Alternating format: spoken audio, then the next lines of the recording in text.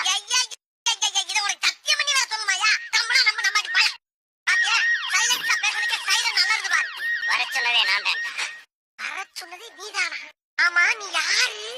உளவுத்துறை டிஐஜி உளவுத்துறை டிஐஜியா ஐயா இத முதல்ல நீங்க சொல்லக்கூடாதா சாமி சொன்ன ஓடுறக்கா ஆனா உண்மையிலேயே நீ நல்லவன்டா எப்படி ஒரு அடி கூட வாங்காம உனக்கும் தீவிரவாதிக்கு தொடர்பு இருக்குதுன்னு ஒத்துட்ட பாரு.